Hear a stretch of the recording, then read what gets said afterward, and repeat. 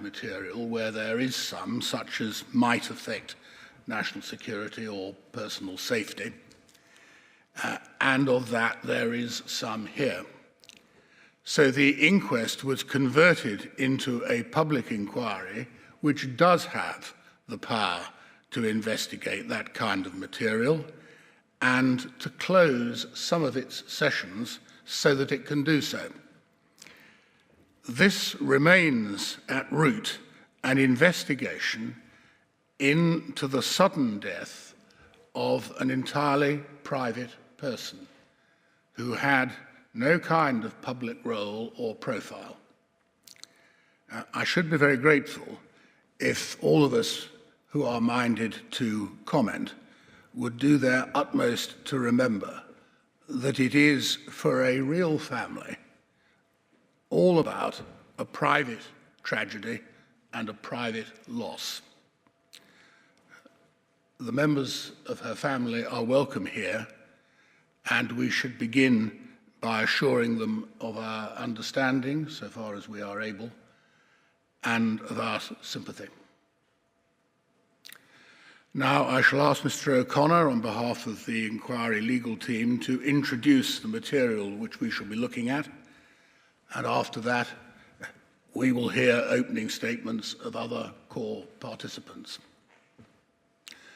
Mr. O'Connor.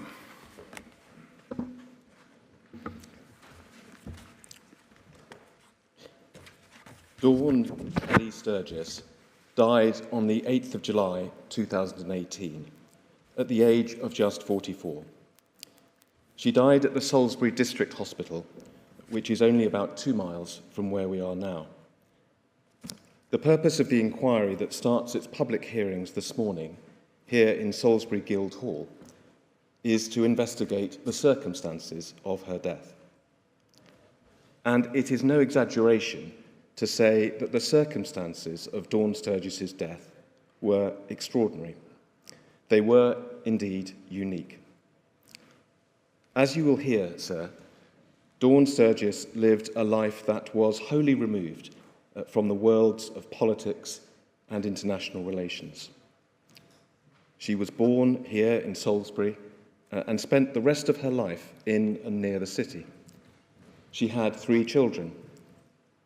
Her life was not without its challenges, but she faced those challenges with the support of friends and a loving family. The circumstances of Dawn's life stand in stark contrast to the circumstances of her death. She died an unnatural and a wholly unexpected death, poisoned by a military-grade chemical weapon. The poison, you will hear, was known as Novichok, a nerve agent, more properly a class of nerve agents, said to have been developed by Russian government agencies in the final years of the Cold War. A particularly shocking feature of Dawn Sturgess's death is that she unwittingly applied the poison to her own skin.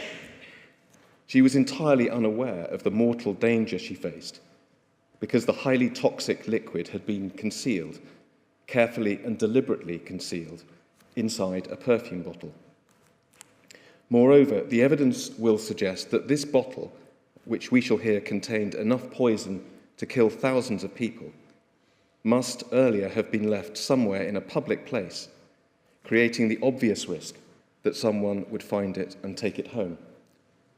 You may conclude, sir, that those who discarded the bottle in this way acted with a grotesque disregard for human life.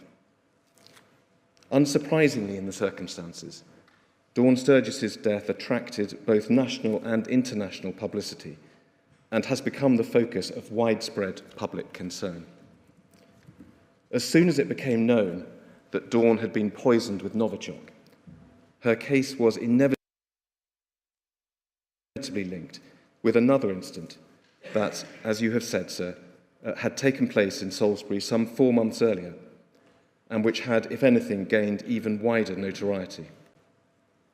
Unlike Dawn Sturgess, and as you will hear, both Sergey and Yulia Skripal survived, albeit having suffered very serious symptoms and having spent lengthy periods in hospital. In the days that followed the Skripal poisoning, Her Majesty's government had taken the exceptional step of publicly accusing the Russian government of bearing responsibility for the attack.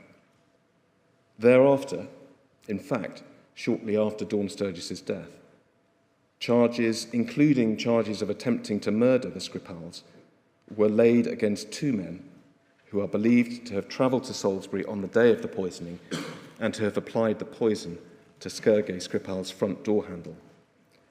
Both men are believed to be members of the GRU and to have travelled to this country under alias.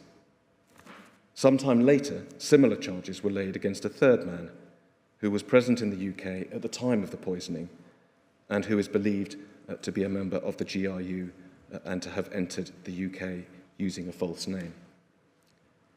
So, when Dawn Sturgess was poisoned by Novichok 4 months later, the real possibility emerged that she had been caught, an innocent victim, in the crossfire of an illegal and outrageous international assassination attempt. Whether or not that is in fact what happened will, of course, be for you to determine.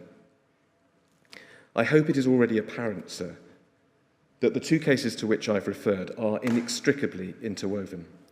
It is not possible to investigate Dawn Sturgess's death properly without understanding the Skripal poisoning. There are key questions regarding possible connections between the two cases that the evidence may enable you to answer. For example, was the Novichok that killed Dawn Sturgess the same type of chemical that poisoned Sergey and Yulia Skripal? Can it be said that the nerve agent in each case was in fact identical? Indeed, can it be determined that the nerve agent in both cases was part of a single batch? Is it possible to say whether the bottle of Novichok that poisoned Dawn Sturgess had been used in the attack on the Skripals? Might there have been a second container? If it was the same bottle, how did a container brought to Salisbury at the beginning of March 2018 come to be in Dawn Sturgess's possession in Amesbury with such tragic consequences at the end of June 2018? Should the bottle have been found in the meantime?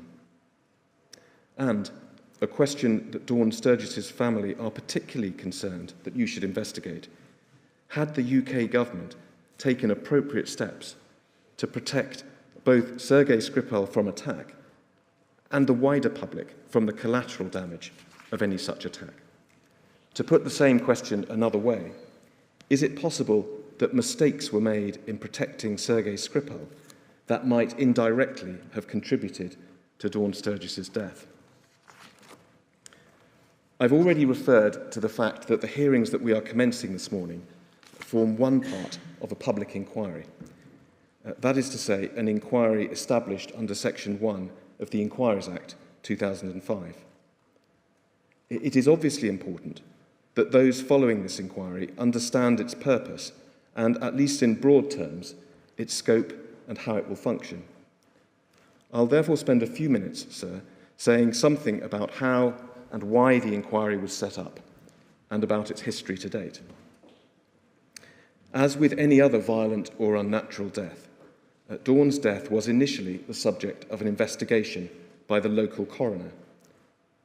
After receiving legal submissions, he decided to conduct a narrow investigation into her death. His proposed investigation would have included the actions of the two men to whom I've referred, but would not have included the actions of others associated with them, nor would it have addressed the question of who directed their conduct, including the issue of potential Russian state responsibility. The coroner also intended to exclude from his investigation any question as to where the Novichok had come from. The Sturgess family successfully challenged the coroner's decision in the High Court. I don't intend to spend any time now on the detail of the court's decision. A copy of the judgment can be found on the inquiry website. But in summary, the court gave strong guidance that the investigation into Dawn's death ought to be broader than the coroner had proposed.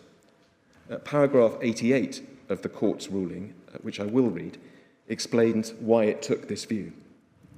I quote, "There is acute and obvious public concern, not merely at the prima facie evidence that an attempt was made on British soil by Russian agents to assassinate Mr. Skripal and that it led to the death of Ms. Sturgess, but also at the fact that it involved the use of a prohibited nerve agent, exposing the population of Salisbury and Amesbury to lethal risk.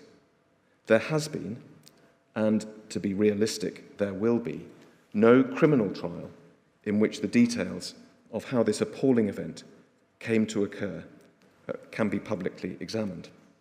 End quote. In January 2021, some months after the High Court ruling, Baroness Hallett was appointed to conduct the inquest into Dawn Sturgess's death in place of the coroner.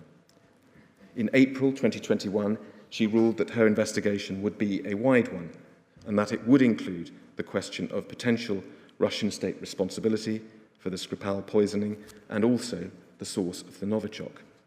That ruling is also to be found on the inquiry website. Lady Hallett's decision to adopt a wider scope caused a further procedural difficulty.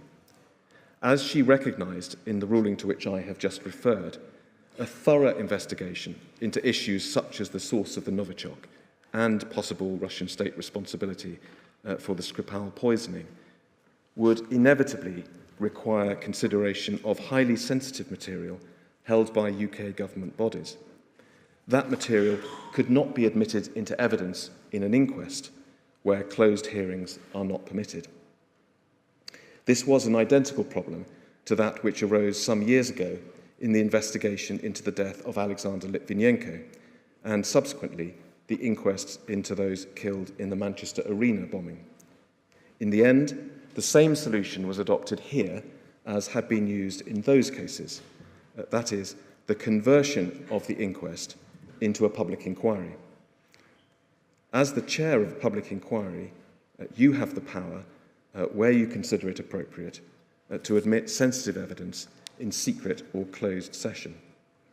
As I've said, that is a power that a coroner conducting an inquest does not have. The public inquiry was established by the Home Secretary with a formal setting update of the 17th of March 2022. It had been intended that Lady Hallett would be appointed as chair of the inquiry, but she stepped down from that role following her appointment as the chair of the UK COVID-19 public inquiry. And it was at that point that you, sir, were appointed to chair this inquiry.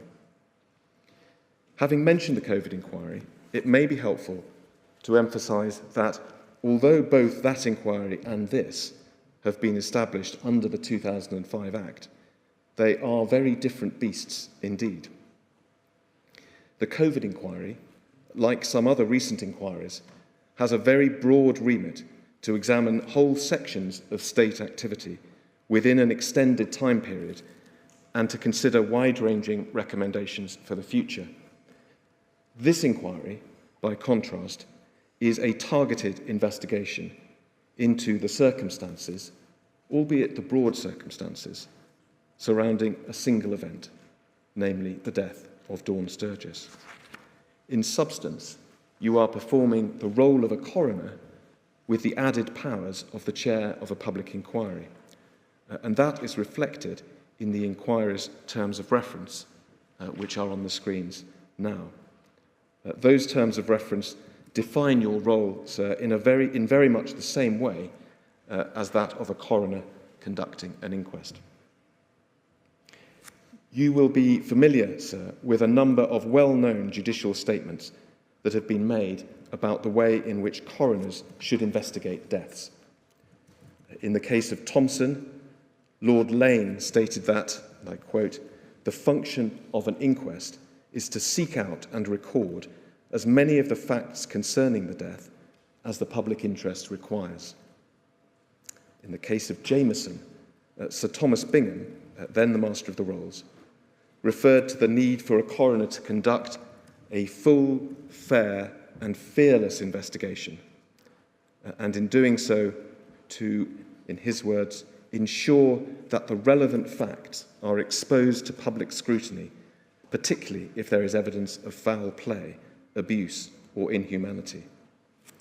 And in the later case of Amin, Lord Bingham, as he had by then become, described the purpose of a coronial investigation as being, again in his words, to ensure, so far as possible, that the full facts are brought to light, that culpable and discreditable conduct is exposed and brought to public notice, that suspicion of deliberate wrongdoing, if unjustified, is allayed, that dangerous practices and procedures are rectified, and that those who have lost their relative may at least have the satisfaction of knowing that lessons learned from her death may save the lives of others.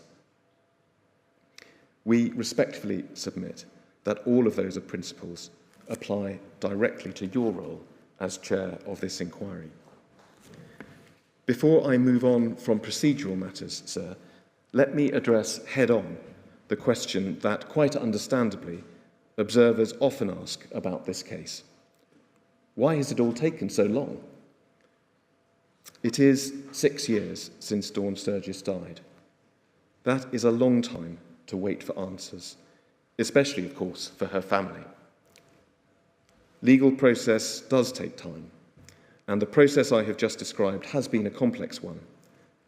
The coroner spent some time reaching his initial decision on scope. There was then the High Court Judicial Review challenge, the appointment of Baroness Hallett to conduct the inquest, then her rulings on scope, which in turn prompted the conversion to an inquiry and your appointment 2.5 years ago. That is one explanation for the delay. The other distinguishing feature of this case, which has certainly added to the time that it has taken to reach these hearings, is the difficulty and thoroughness of the disclosure process. One of the themes of the guidance of Lord Lane and Lord Bingham that I mentioned a moment ago is that of transparency, the need to expose as much detail as possible, particularly culpable or discreditable conduct, to public scrutiny. The same requirement appears in Section 18 of the 2005 Act. I've already made the point that in this case you will, of necessity, hear some highly sensitive evidence in closed session. The principle of transparency does not prohibit closed evidence, but what it does require is that you only permit evidence to be heard in closed where that is absolutely necessary. It is for that reason, sir, to make the open element of these proceedings as wide as possible, and conversely to minimise the content of the closed hearings, that you have spent much of the last 18 months painstakingly reviewing restriction order applications over thousands of documents on a line-by-line basis. There is no question that this process has added considerably to the time that would otherwise have been taken in preparing for these hearings. But that process has been of great value. The result of it, in practical terms, is that we will be able to hear a great deal of evidence about this case in the open, public sessions that are starting today. I now turn to introduce in a little detail the core factual issues that we will be exploring in evidence in the coming weeks. Those are the issues that, at the end of this process, you will address in your report. I've already mentioned some of the issues, and I hope it will be clear from what I've said so far that many of the issues overlap. There is, of course, the inquiry's provisional list of issues. That document is the product of debate at the inquiry's preliminary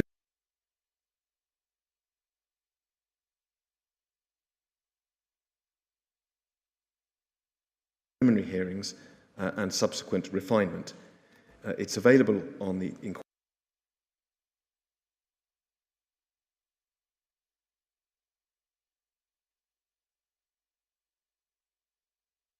website. It is a comprehensive document, and I don't propose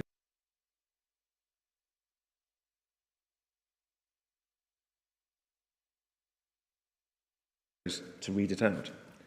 Rather, I propose to spend the next hour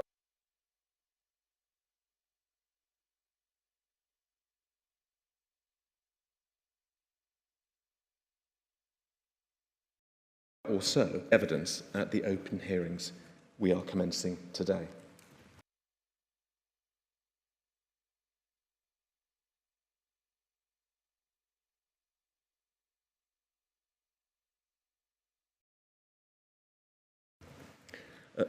Second, the broader factual circumstance, medical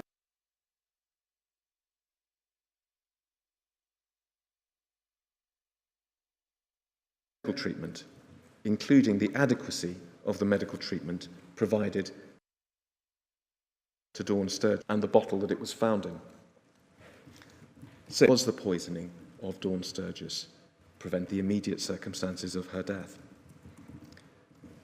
So, in your opening remarks, we must not and we will not lose sight of Dawn Sturgess, the individual, and of her family's grief.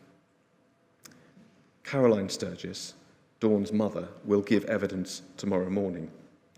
She will provide a pen portrait of Dawn. She will tell us something of the life Dawn enjoyed with her parents, her children, her sisters. We will hear that Dawn grew up and lived almost all her life in and near Salisbury. As a child, she attended Durrington Secondary School. She had a close and supportive family and also a strong network of friends. We will hear evidence from Charlie Rowley, who was Dawn's partner at the time she died, about the life they had been living together for 16 months or so before her death. In an interview that he gave after her death, Charlie Rowley described Dawn as a lovely lady. She had a big heart. She'd help anyone if she could. Dawn's mother has said that Dawn was the happiest she'd been for a long time when she was together with Charlie. Charlie himself has described their relationship as being very happy, supportive and loving. As you will hear, Charlie Rowley was also poisoned by the Novichok. He was hospitalised and suffered serious symptoms. He also, of course, suffered a bereavement. To use his own words in a television interview, "It's my girlfriend I lost, my partner, my soulmate." You will also hear evidence that Dawn suffered from long-term dependence on alcohol, which limited her ability to work and affected her personal life. Her family recall that in the months and weeks before her death, Dawn was showing signs of improvement in her health and well-being. As I've said, she was settled and happy in a romantic relationship. She was looking forward to moving into her own flat in Amesbury, where she would have been close to Charlie. As to the immediate cause and mechanism of Dawn Sturgess's death, Professor Rutty, who conducted the post-mortem and who will be giving oral evidence to you, recorded the cause of death as 1A, post-cardiac arrest, hypoxic brain injury and intracerebral hemorrhage, 1B, Novichok toxicity. In layman's terms, and adding a little detail, the poison caused Dawn's nervous system to become overstimulated, which led to heart failure. That in turn caused Dawn's brain to be starved of oxygen. As we will hear, when paramedics arrived at the scene, they performed CPR and managed to restart her heart. She was taken to hospital and treated for several days. But the damage that had been done to her brain from the lack of oxygen during that initial period gradually developed and worsened over the days that Dawn was in hospital. In the end, as Professor Rutty will explain, it was the brain injury that was the immediate cause of her death. I turn to the second issue, sir, the narrative of broader factual circumstances of the two poisonings, that of the Skripals and that of Dawn Sturgess. And I start with Sergey and Julia Skripal. In 2018, Sergey Skripal was a Russian man in his mid-60s, living in Christie Miller Road, a quiet cul-de-sac in Salisbury, one of the residential streets between Devizes Road and Wilton Road to the west of the city centre. He was a man with an unusual past. We will hear that Sergey Skripal had been born in Russia and that he had served first as a paratrooper in the Russian army and latterly as a member of the GRU, Russian Military Intelligence. In 2004, he was convicted in Russia on espionage charges. Reportedly, the allegations against him were that he had spied for Britain.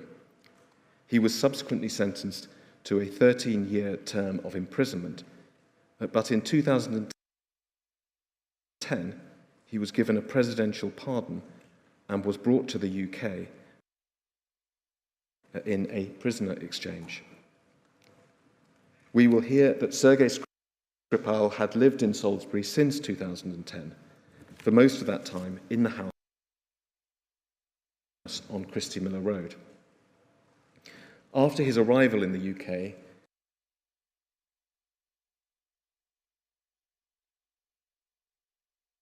his family, his wife, his son and daughter, had left Russia to live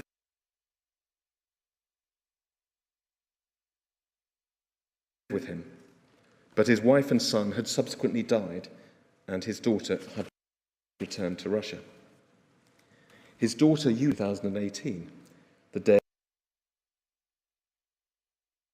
before the poisoning. We will hear about the events of that Saturday. A larger vehicle took him to Heathrow to collect Yulia. We will hear about Sergey and Yulia returning to the house in Christie Miller Road from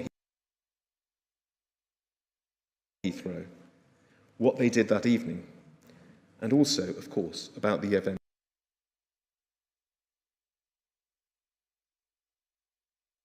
of Skripal left the house to drive into the middle of Salisbury in the early afternoon at about 1:30 on Sunday, the 4th of March.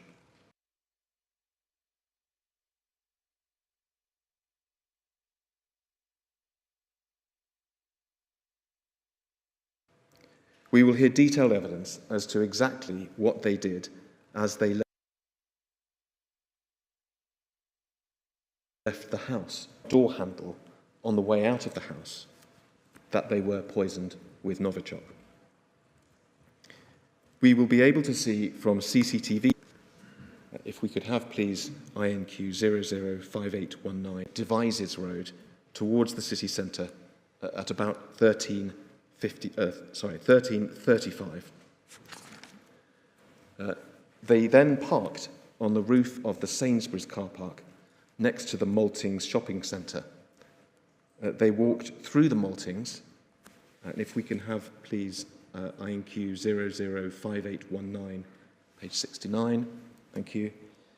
We see them stopping to feed the ducks in the river on their walk away from the car park. There in that box with an arrow pointing at them. They then went to the Bishop's Mill pub, arriving at 1:45, and we see here, this is INQ 5819, page 69, photo 6. This photo shows the two of them arriving at the Bishop's Mill pub. They stayed at the pub for half an hour, leaving at 2:15.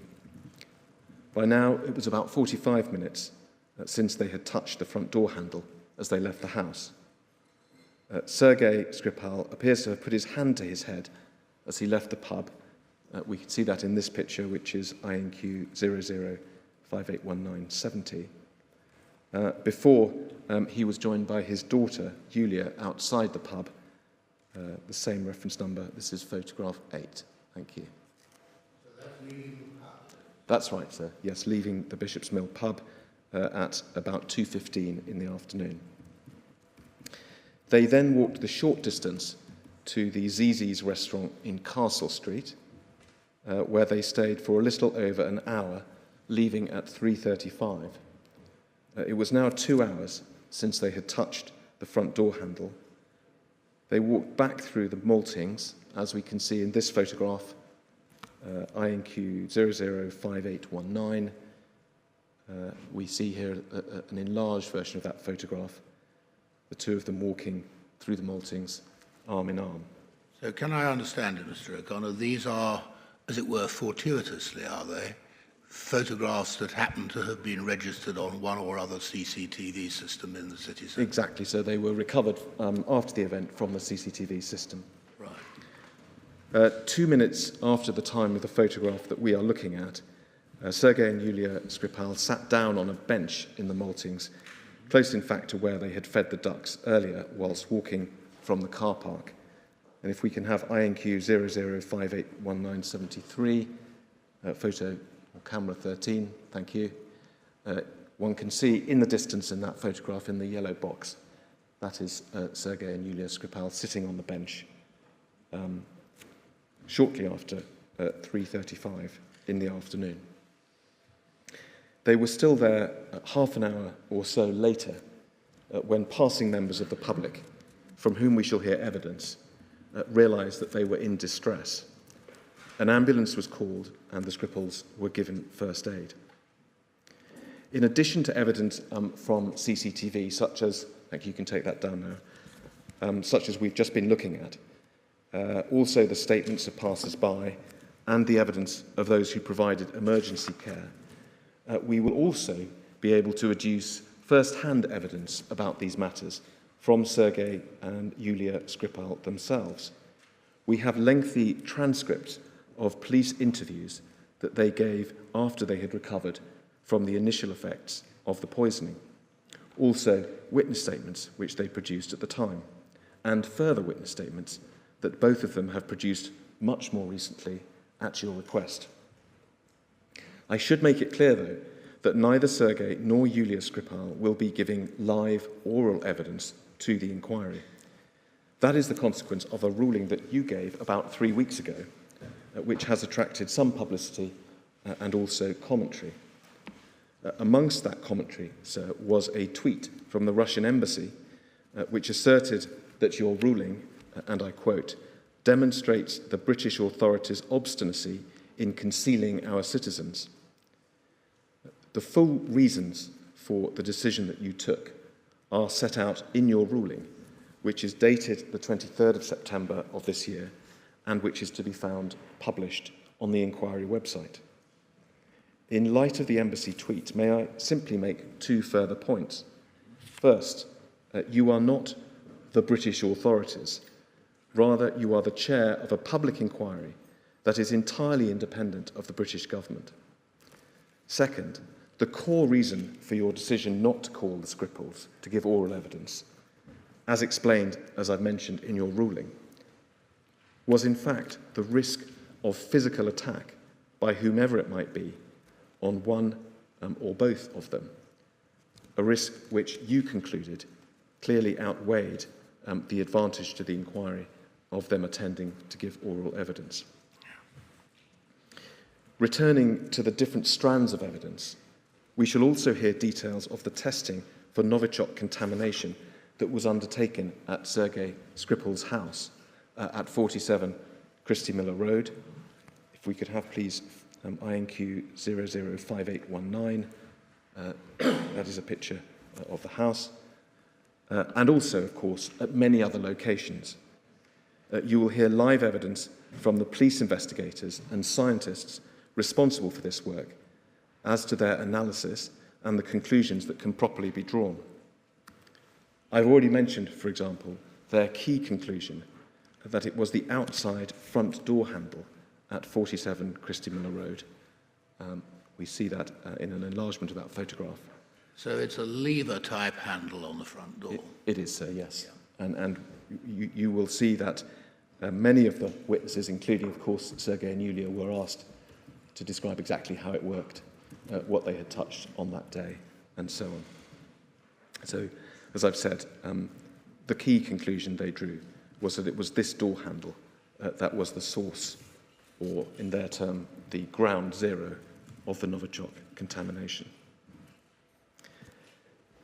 So there's one further matter to address before leaving the narrative evidence relating to Sergey Skripal. I mentioned a few minutes ago the fact that Sergey Skripal was convicted in Russia on espionage charges, reportedly for spying for the UK.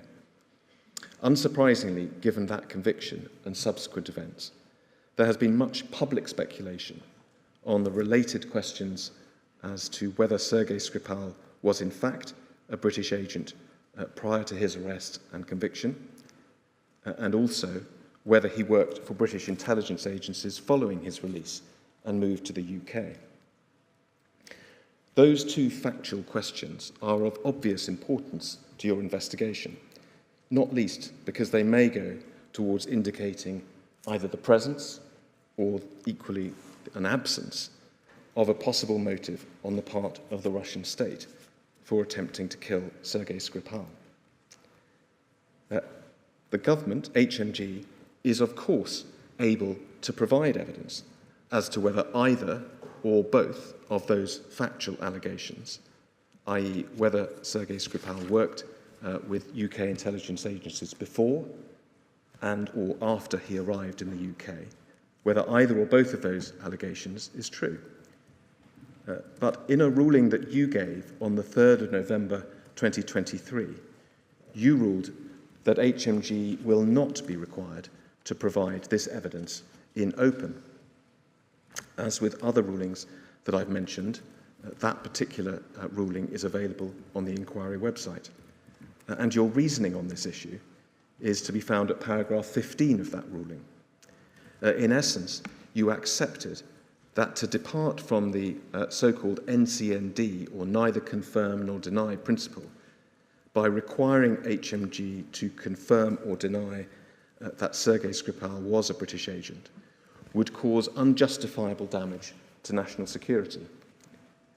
As the legal cases explain, the reason for that general principle is not only to protect individuals whose activity is questioned, but also, and more importantly, to ensure that anyone who may give information to the British authorities, now or in the future, can be confident that whatever their relationship with them may be, the authorities will never be required to discuss it publicly.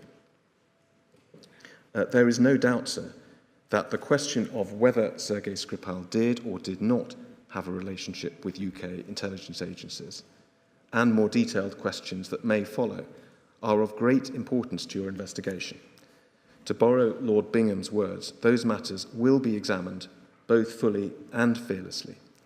But the consequence of your ruling, to which I have referred, is that we will explore those matters not in the open hearings that begin today, but rather in the closed evidence sessions that the inquiry will hold subsequently. I turn now to the broader factual circumstances surrounding Dawn Sturgess's death. Later this week, we will call evidence relating to Dawn's movements and activities, both on the day before she was poisoned and on the day itself. On the day before she was poisoned, that is Friday, the 29th of June, 2018, we will hear that Dawn spent the day with her partner, Charlie Rowley, and other friends in Salisbury, for much of the day enjoying the summer sunshine. During the day, Dawn Sturgess, Charlie Rowley and friends came and went from Dawn's room in John Baker House in Salisbury. They shopped and they spent some of the afternoon in Queen Elizabeth Gardens. They then returned to Dawn's room, as I said, in John Baker House. Later that evening, about 9:30 p.m, Dawn and Charlie left John Baker House and caught a bus to Amesbury. They went to Charlie's flat on Muggleton Road in Amesbury and spent the night there. So Dawn lives at this time in Salisbury and Charlie in Amesbury. That's correct, sir. Thank you. And there are plentiful sources of evidence of Dawn's movement on that Friday, from Charlie and the others that she was with, from other witnesses who remembered seeing or talking to her and gave statements to the police, and also from CCTV. That evidence, as I've said, will be considered in more detail later this week. For present purposes, I just ask that one set of photos, that's INQ 00581998, thank you, is brought up. This page, sir, shows a series of screenshots from CCTV footage taken in Salisbury on that Friday between 2:24 in the afternoon and 9:53 in the evening, showing Dawn out and about on what was obviously a sunny summer's day. Thank you. There is much less evidence, by contrast, about the crucial events of the next morning. The only direct evidence we have about what took place in the flat on Muggleton Road during the morning of Saturday, the 30th of June, are the accounts given by Charlie Rowley. His evidence will explain how, between about 9:30 and 10 o'clock that morning, he gave Dawn what he thought was a bottle of perfume that he had found, how he helped her by opening the packaging and attaching the nozzle, in the process spilling some of the contents on his own hands, and how Dawn then took the bottle and applied what she also thought was perfume. After all, why should she think anything else? To her wrists. Charlie Rowley's evidence will also cover Dawn's subsequent collapse, how he called the emergency services, and how later in the day he himself developed symptoms, collapsed, and was taken to hospital. Further, we will hear detailed evidence regarding, first of all, the bottle itself. If we could have, please, INQ 005126, page 6, thank you.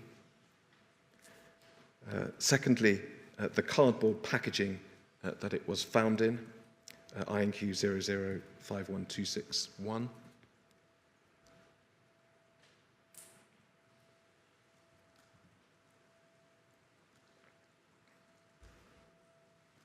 Thank you.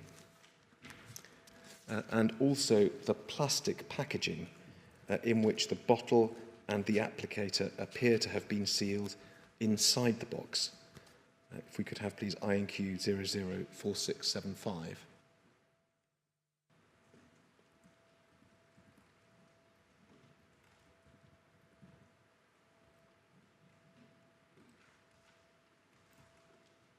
Thank you.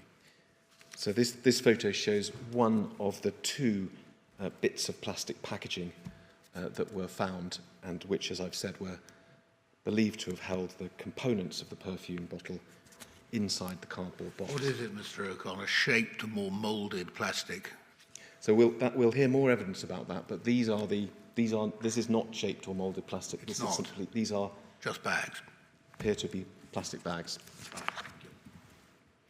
And so we'll also hear about the scene at Muggleton Road and where the various items that I've mentioned were discovered when the flat was subsequently searched. And to give one example, if we could have, please, INQ 00512610.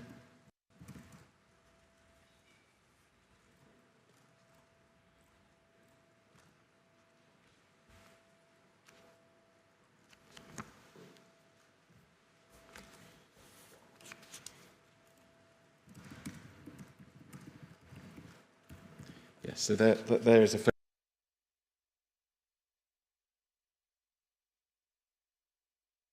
photo of one corner of the kitchen in Muggleton Road. We're mainly looking at the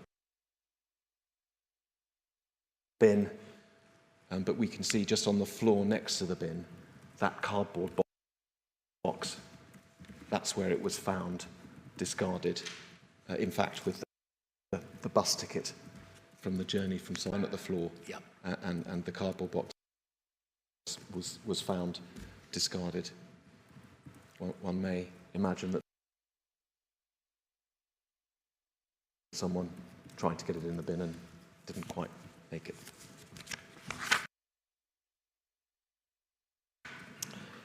Thank you, we can take that down. So I'm going to move on to the third of those issues I mentioned earlier, and that is the question of medical treatment medics, and then taken to Salisbury District Hospital. We will hear evidence from those who provided pre-hospital care and from those who treated them once they arrived in hospital. On one level, this evidence will form part of the narrative. It's an important building block to establishing how and why Dawn died.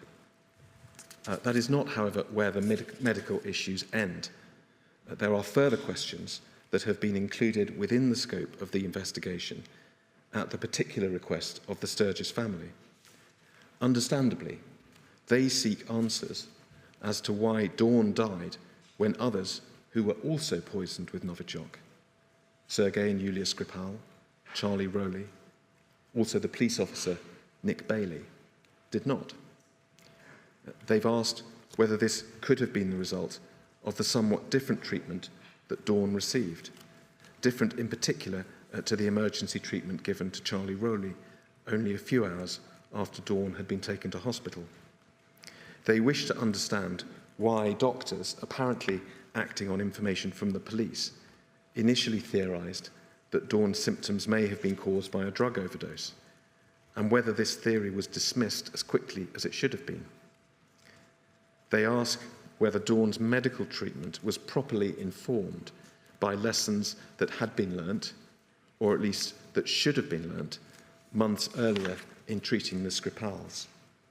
And ultimately, of course, they wish to know whether anything that may have gone wrong in Dawn's treatment could have made a difference to her chances of survival. To use a legal term, if there were failings, were they causative? In addition to the evidence of those who cared for the patients and of, for example, the pathologist who conducted Dawn's post-mortem, you will be assisted in considering these issues by expert witnesses who have prepared independent reviews of what happened at the request of the inquiry, and who will give oral evidence in respect of pre-hospital care. The expert in question is Mr. Mark Faulkner, and in the context of hospital care, you will hear evidence from Dr. Jasmeet Saur, Professor Jerry Nolan, and Dr. David Minks.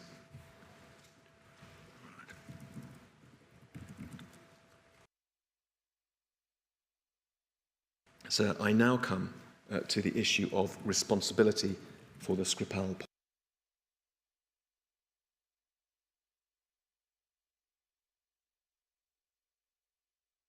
poisonings.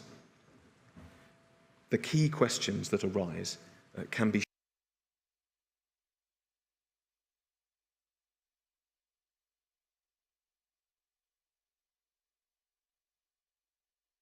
shortly stated, but they are of the utmost gravity. Who was it who poisoned Sergey and Yulia Skripal?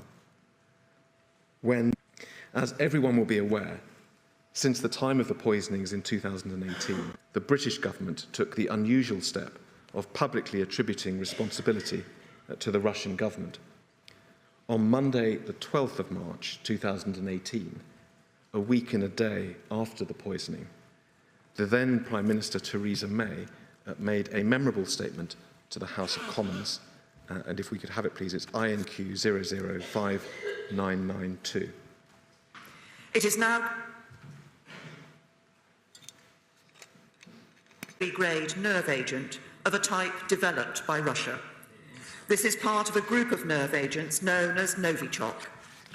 Based on the positive identification of this chemical agent by world-leading experts at the Defence Science and Technology Laboratory at Porton Down, our knowledge that Russia has previously produced this agent and would still be capable of doing so, Russia's record of conducting state-sponsored assassinations, and our assessment that Russia views some defectors as legitimate targets for assassinations, the government has concluded that it is highly likely that Russia was responsible for the act against Sergey and Yulia Skripal. Thank you. A month later, on the 13th of April 2018, there was a further important development when Sir Mark Sedwill, the then UK National Security Advisor, wrote a public letter to the NATO Secretary-General Jens Stoltenberg, in which he set out what amounted to the British government's case in support of its assertion that Russia had been responsible for the poisoning. The letter is at INQ 003070.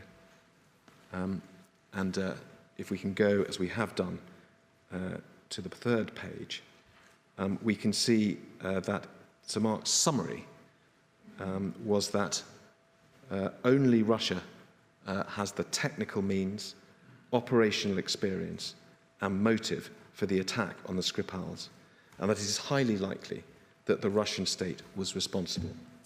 There is, he said, no plausible alternative explanation. Thank you. We shall, sir, consider the assessments in Sir Mark's letter in detail during the rest of the hearings. And 5 months later, as I've already mentioned, in September 2018, the Crown Prosecution Service announced charges, including the attempted murder of Sergey and Yulia Skripal, against 2 Russian men. I will return to them in a moment.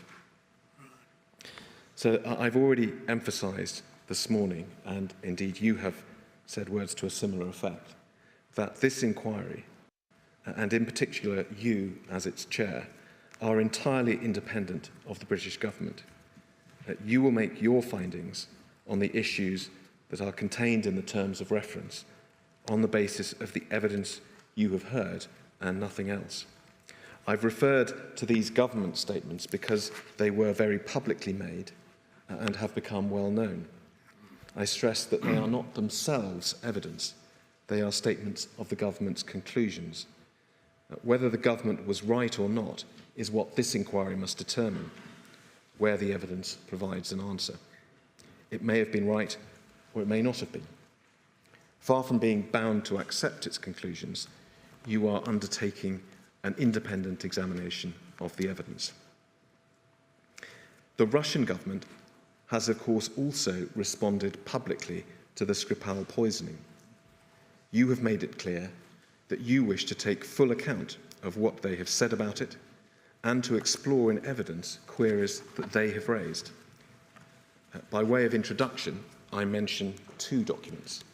The first, if we can have please, INQ 004813, which contains transcripts of press conferences given by the Russian Foreign Minister, Sergey Lavrov, on Tuesday the 13th of March 2018, which was the day after Theresa May made the statement we have just seen, and also on the next day, Wednesday the 14th of March.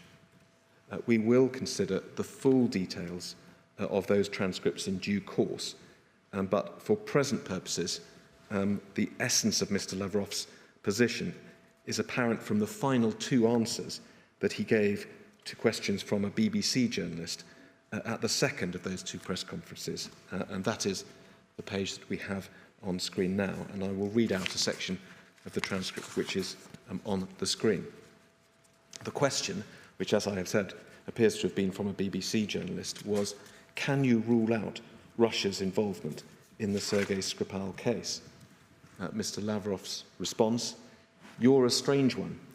I said that we are members of the Convention on the Prohibition of Chemical Weapons, as is your country, which for some reason neglects to use the expertise of those who know what obligations the United Kingdom has.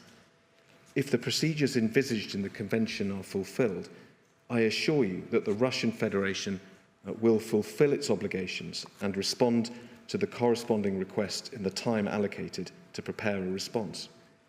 In turn, we are waiting for the United Kingdom to respond to our request, sent in accordance with the same convention, to provide the substance in question and to make the whole investigation open to us because it involves a Russian national. If I have not explained this clearly enough, we will certainly make a transcript of my answers to the first and additional questions. We'll send it to the BBC in the hope that this time around you will not censor it before publishing or broadcasting it to your listeners and viewers. And then the next question, still, can you rule out Russia's involvement in the Skripal case? Mr. Lavrov, we've already made a statement, which is that it is all nonsense.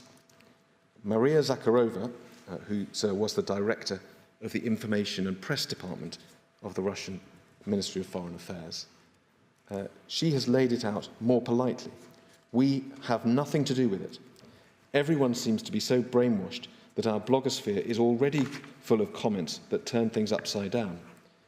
I read with amazement on one blog that I said it was unacceptable to compare the Alexander Litvinenko case and the Skripal case.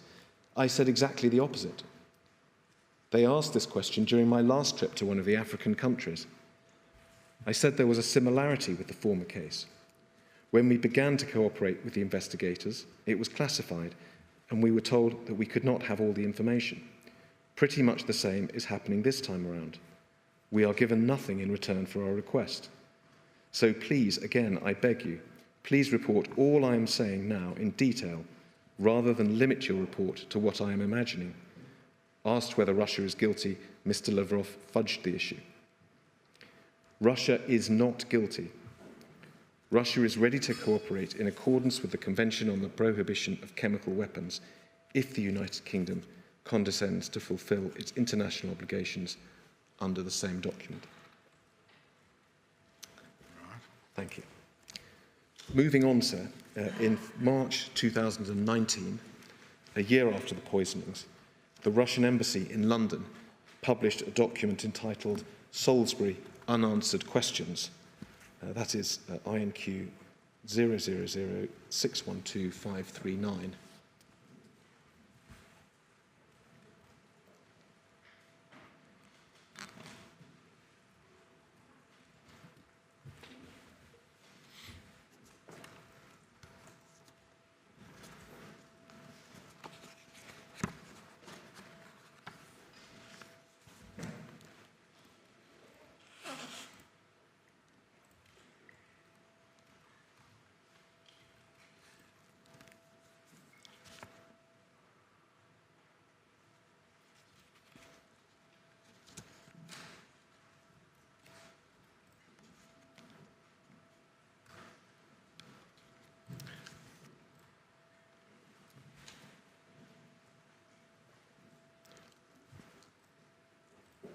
Should we come back to that one? Let's come back to that one. That document, though, which, as I've said, was published in March 2019, has subsequently been updated and republished several times since. And the most recent version, and the one that will be of more importance to us, was dated March 2023 and was entitled Salisbury 5 Years of Unanswered Questions. That is INQ 004576. Is that the one you want us to look at? Well, we will look at it in due course. I wonder whether we at least can call it up to see, so that we remember it when we come back to it.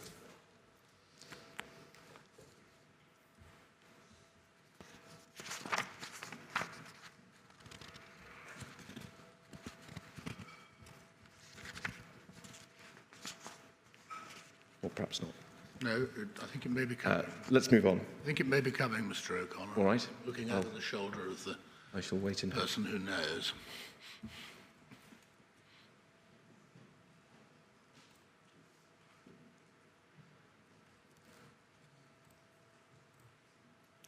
Yes, well, thank you. So those are in fact both of the documents. On the left-hand side, the initial document from March 19. And on the right-hand side, the, as it were, updated version from 2023.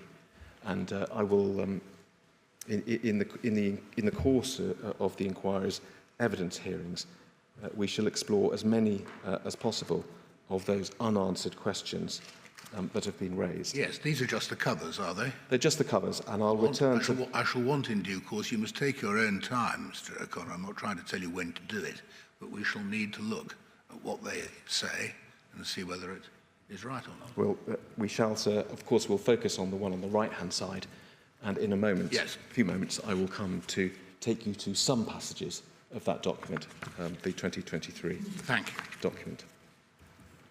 Thank you very much. So the questions around possible Russian state responsibility for the Skripal poisonings, and also its possible indirect responsibility for Dawn Sturgess's death, are plainly matters of the utmost political concern. public concern. It is one of the core functions of this inquiry to reach authoritative and conclusive answers to those questions. As I've already said, you will make those findings independently and solely on the basis of the evidence that has been adduced before you. Whilst there will of course be closed evidence going to these questions, there will also be a significant amount of open evidence that you will hear in coming weeks. At the heart of your consideration of these issues will be detailed factual evidence that you will hear about 3 Russian men. If we can have, please, INQ 0058196.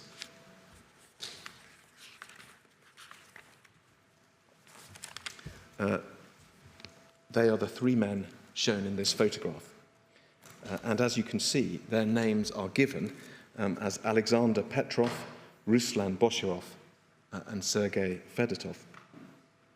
Let me say straight away that you will hear evidence to the effect that those names are aliases, and that the men's real names are in fact, respectively, Alexander Mishkin, Anatoly Chepiga, and Denis Sergeyev. As a default for these hearings, we propose to refer to these men using the names by which they entered this country in 2018. And that's these, is it? Indeed. Petrov, yep. Petrov, Boshirov, and Fedotov. We will present evidence gathered by the police suggesting that these 3 men are in fact officers of Russian military intelligence, the GRU, or at least they were in 2018. That all 3 of them are associated with GRU Unit 29155, and that they had travelled extensively in Europe, often together, prior to 2018. We will explore that evidence in the coming weeks. I don't propose to say any more about it today. I do wish, though, to spend a few minutes introducing the evidence that you will hear about the visit that all 3 of these men made to the UK over 3 days in March 2018. There will be evidence that all 3 men arrived in London on flights from Sheremetyevo Airport in Moscow on Friday, the 2nd of March. Fedotov arriving in the morning on a flight landing at Heathrow, and Petrov and Boshirov arriving together on a flight that landed at Gatwick during the afternoon. There will be evidence of their travel into London and on to their hotels. Petrov and Boshirov stayed at the City Stay Hotel in Bow, and Fedotov at the Dolphin Hotel in Paddington. Sorry, Bow and Paddington. Yes. So some distance apart in London. Yes, indeed. Right. There will be evidence from mobile phone cell sighting of their movements around London over the next 2 days, the Saturday and the Sunday, including the possibility that the 3 men met together. And we will see evidence of their departure back to Moscow from London on Sunday, the 4th of March.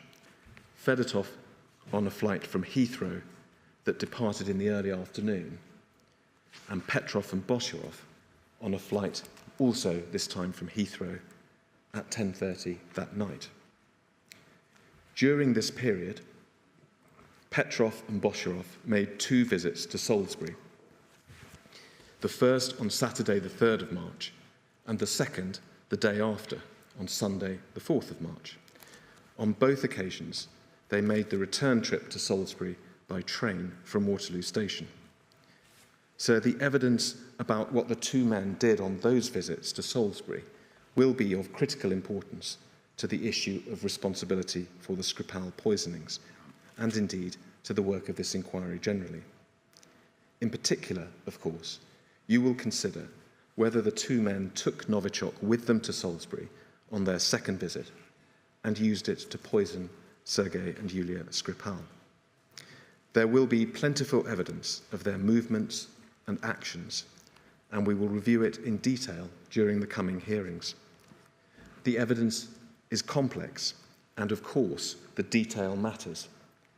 For today's purposes, I propose simply to outline the effect of the CCTV evidence regarding Petrov and Boshirov's movements in the course of their 2 visits to Salisbury. So I hope a useful starting point is the map that's on screen, which is INQ 00581934. Now, everybody who comes from Salisbury will know this inside out, but some of us may not.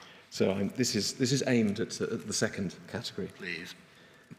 So I hope that one can see identified with the grey box Salisbury train station, which was Petrov and Boshorov's point of arrival and departure on both days. I hope that that can be seen just below the centre of the map. Salisbury city centre, the cathedral, the close, the shops, indeed the Guildhall where we are now, are to the east of the station, largely in fact off this map, but accessed via Fisherton Street and Bridge Street, which can be seen running east from the station. So heading right across the map as we look at it. That's right, sir, yes. Right. Slightly to the north of the station is St Paul's roundabout, and running west from that roundabout are two roads, Wilton Road and Devizes Road. In the wedge between those two roads are a number of residential streets, and one of those streets, which is shown with the red marker on the map, and it is about half a mile from the roundabout, is Christie Miller Road, where Sergey Skripal's house was located. Petrov and Bosherov made their first trip to Salisbury on Saturday the 3rd of March. You will recall that this was the day that Sergey Skripal was given a lift by his neighbour to Heathrow in order to collect Yulia, who was arriving on a flight from Moscow. The evidence will be that Sergey Skripal left his house to go to Heathrow at about 2:20 that afternoon. That was, in fact, almost exactly the time that almost exactly the same time as Petrov and Bosherov's train arrived at Salisbury station. The two men left the station on foot and walked to Fisherton Street. Then, rather than turning right towards the city centre... Well, am I right? You pretty well have to go down to Fisherton Street if you start at the station. It's certainly a main route of egress from the station. I think there is at least one other street. Right. So that's the main route of leaving the station, so yes. The more important point, as I've said, as I was coming to, is that when they reached Fisherton Street, rather than turning right towards the city centre, they turned left towards St Paul's roundabout. And we have a more detailed map, which is INQ 00581965, entitled Journey 1. This map, sir, reflects the evidence that you will hear about what they did next. As you can see from the markings, they walked to the roundabout and walked a little way up Wilton Road. They then retraced their steps to the roundabout and walked up Devizes Road as far as India Avenue, where they walked south through residential streets in the area of Christie Miller Road. Sorry, India Avenue, is that where the blue arrow is going at the top of the map? It's where the blue arrow becomes a yellow marking, and I'll mention the difference between those two in a moment. Got it. So they walked south through residential streets in the area of Christie Miller Road before re-emerging onto Wilton Road and walking back to the roundabout and then the station. Right. The blue sections of the route, sir, are those that will be evidenced directly or indirectly by CCTV footage. The yellow sections are those that are not covered by CCTV cameras and are therefore inferred. And you will hear much more about this, of course, when we get to the detail of the evidence. So the yellow is deduction rather than camera. Correct, sir. And as I say, the basis of that deduction I'm not going to get into today. No, we'll come to that. In due course. So having returned to the station, and you can see them returning there at the bottom of that map, Petrov and Bosherov set off again, almost immediately back towards Fisherton Street. And if we could have, please, the map for Journey 2 on the screen. Thank you. As this map shows, the evidence will be that they again turned left onto Fisherton Street. They walked to the roundabout. This time they walked all the way up Wilton Road. The yellow marking then shows an assessed route up Highbury Avenue to Christy Miller Road and then back to Wilton Road, either by way of Montgomery Gardens or Canadian Avenue. Having returned to Wilton Road, they walked back to the station. So if we could have, please, INQ 005819, page 38. So this is a photo of Petrov and Botyrov walking south along India Avenue. You can see the snow that I referred to earlier. This is during the first of their round trips that day. Mm-hmm. You can see having turned left off, is it Devizes Road? Devizes Road, yes. You can see from an enlargement of that photo that they both appear to be looking at their mobile phones. That is something that we will hear more about when we consider this evidence in detail. Right. So if we could now have INQ 00581941, please. Bottom right-hand corner. Yes. So this is a photograph of the two men walking west along Wilton Road on the outbound section of their second trip. And if we can see the enlargement of that photograph, yes, that is an enlargement of that photograph. It looks like one of the men may be actually looking at the CCTV camera at the time. Thank you, we can take that down. So Petrov and Botyrov arrived back at the station for the second time at a little after 4:30 in the afternoon. On this occasion, they got on a train and travelled back to Waterloo, having spent over 2 hours in Salisbury. Sergey and Yulia Skripal did not arrive back at Christy Miller Road until several hours after that, at about 7:30 that evening. So you will, of course, hear the fine detail of the evidence that I have just summarised, and you will then have to try and reach conclusions as to what the men were doing in Salisbury that day. Was it an entirely innocent day trip, or was it something more sinister? Why did the two men, purposefully apparently, avoid the centre of Salisbury? Might it have been a deliberate reconnaissance of Sergey Skripal's house and access routes between the house and the station? Was it a coincidence that Petrov and Botyrov's visit to Salisbury coincided with a time when Sergey Skripal was away from his house? As I've said, the two men returned to Salisbury the next day, Sunday the 4th of March. This was the day when Sergey and Yulia Skripal drove into Salisbury in the early afternoon and later collapsed on a bench in the Maltings shopping centre. The evidence will be that on that Sunday, Petrov and Botyrov's train arrived at Salisbury station at about 11:45 in the morning. They left the station on foot and walked to Fisherton Street. And if we have on screen, thank you, INQ 581965, this is journey 3. And as they had done twice on the previous day, the two men turned left onto Fisherton Street and walked to St Paul's roundabout. This time, they walked along Wilton Road before disappearing from the view of CCTV cameras near the junction with Montgomery Gardens. They were next seen again on Devizes Road, back near the roundabout. As before, the yellow line shows the route that the men are assessed to have taken. And as we've said, the basis of that assessment will be explained when you hear the detailed evidence. Right. As you will note, the assessed route passes Christy Miller Road and Sergey Skripal's house. Petrov and Botyrov arrived back in the area of the railway station shortly before 12:30 p.m. This time, instead of turning off Fisherton Street towards the station, they continued to walk east on Fisherton Street, taking them for the first time in the direction of the city centre. A few hundred yards beyond the turning to the station, Petrov and Botyrov turned off Fisherton Street into a small road named Water Lane. They were then lost from the view of CCTV. Is that the blue arrow, Mr. It's the blue arrow with the yellow... With yellow underneath it? Yes. Yes, I see. That's, what did you say, Water Street?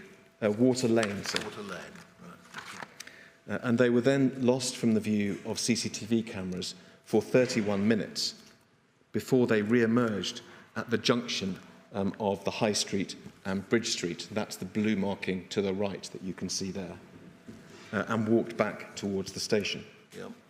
But you will hear evidence as to where they might have been and what they might have done during that 31-minute period.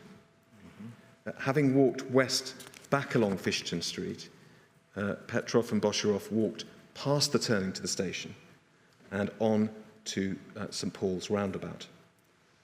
And if we could have, again, INQ 581965, Journey 4. Thank you. This map shows the last of the journeys that they made out towards Christie Miller Road. As can be seen, their route was similar but not identical to their previous one. They again walked west along Wilton Road, but this time they appear to have walked up Highbury Avenue, and it is assessed walked to Christie Miller Road before walking east back towards the roundabout along Devizes Road. If we could see, please, INQ 00581963, photo 5. Thank you.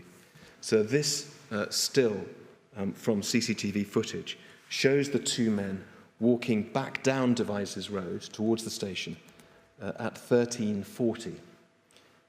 And you may recall that earlier this morning I showed a different photograph taken by the same CCTV camera, which showed Sergey Skripal's BMW driving along Devizes Road at very much the same time towards the Sainsbury's car park.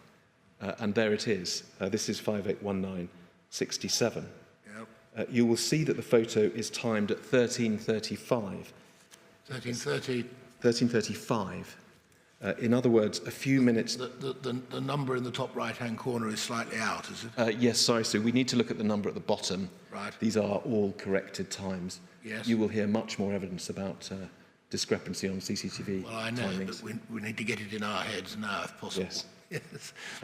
So the point is, this photograph then is shortly before, 5 minutes or so, before the same camera picked up the two men passing the same spot.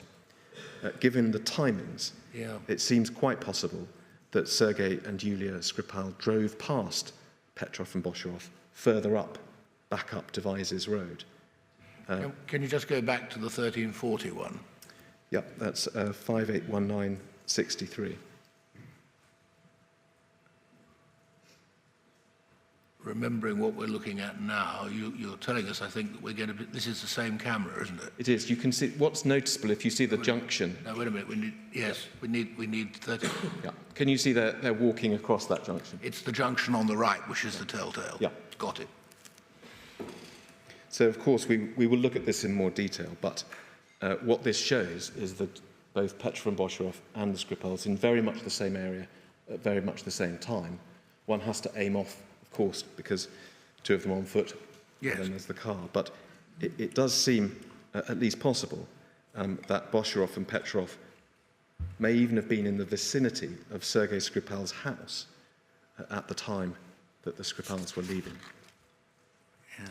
So as with their actions on the Saturday, there will be much for you to consider about Petrov and Bosharov's actions on the Sunday. Did they place Novichok on Sergey Skripal's front door handle during the first of their trips to Christie Miller Road on that Sunday morning? Where did they go and what did they do during the missing 31 minutes in the area of the city centre? Was the perfume bottle that Charlie Rowley gave to Dawn Sturgess months later, with such terrible consequences, brought to Salisbury on that Sunday morning by these two men? If so, did they discard it in the city centre during the missing 31 minutes, or at a different time and in a different place? If they did place Novichok on the front door handle during their first visit to Christie Miller Road that morning, why did they go back a second time? And was it chance that their second visit coincided almost exactly with the time when Sergey and Yulia Skripal were leaving the house?